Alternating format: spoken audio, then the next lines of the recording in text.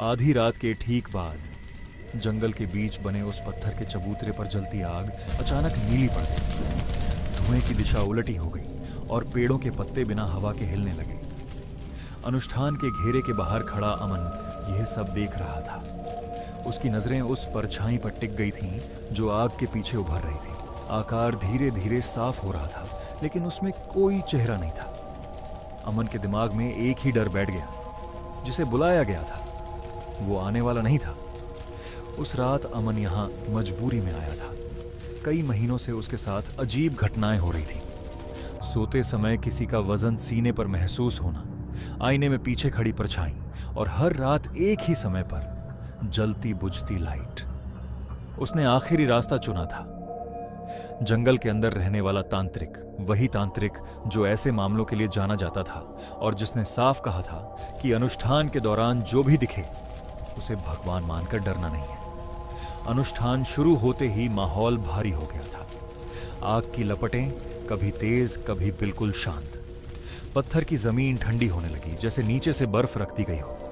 तांत्रिक पूरी तरह ध्यान में था। उसकी परछाई आग के साथ दीवार पर नाच रही थी। तभी अमन को महसूस हुआ कि दीवार पर अब दो परछाइयां हैं, एक तांत्रिक की और दूसरी जो उसके हिलने के बाद भी स्थिर थी।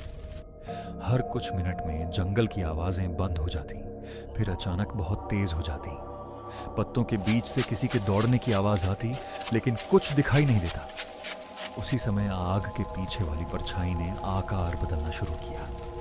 उसकी ऊंचाई बढ़ने लगी, कंधे असामान्य रूप से चौड़े हो गए। अमन का दिल इतनी तेज धड़कने लगा कि उसे लगा आवाज बाहर तक सुनाई दे रही है। तांत्रिक के शरीर में हल्का झटका आया।